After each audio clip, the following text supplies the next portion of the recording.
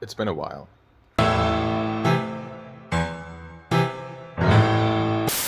You'll realize how much of a retro person I am, as well as how insane I am, when you check my Spotify.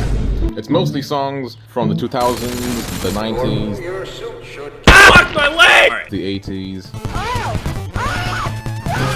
You get it. While people are regularly in touch with the latest tunes and trends, I tend to go further back in time.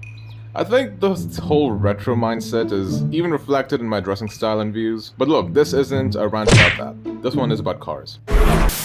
Now, I don't consider myself to be into vehicles or anything, but I just like old cars. I think some of my choices were influenced by films like Death Proof and Fast and Furious, and even certain video games in general. I like some cars like the Contessa and the Ambassador, and apart from Indian cars, the Nova, the Monte Carlo, the 1965 Mustang, and so on. Anyway, there I was one day, sitting my jobless ass down, doing some random shit, and I was thinking about these muscle cars. Curious, I take a break from whatever the hell I was doing and Googled it. The first one I had in mind was the Monte Carlo, which I'd seen in Better Call Saul, driven by the fan favorite Diablo, Lalo Salamanca.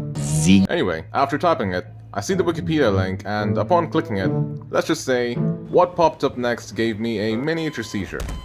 Why a seizure, you ask? Well, why don't you look at it yourself? So this is the 1973 Chevy Monte Carlo. Pretty cool, everything's fine with this pic right here.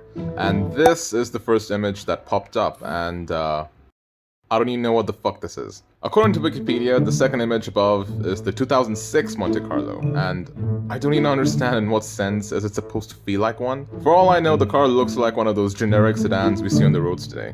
And it doesn't end there. If you keep scrolling down through the page, you'll notice how the car changes and how it eventually starts looking a little boring and plain to weird, and from weird to this generic shit. I decided to Google the names of the other cars, with the exception of the Dodge Challenger and the Chevy Camaro, which still look pretty great. Okay, you know what? I have to admit that the Dodge Challenger had a phase. I went ahead and Googled the Chevy Nova. After watching that proof, which I highly recommend you to watch, do not listen to Quentin Tarantino.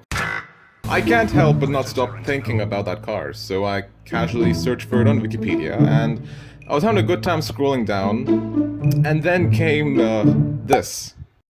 I'm Balai! I don't know why, but it reminded me about my father's Maruti 800 back in the 2000s.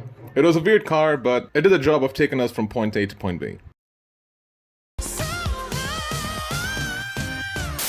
In fact, while I was searching about these cars, it turns out that the Mustang went electric. Hey mom, can I have a Mustang at home? No, we have a Mustang. Mustang at home.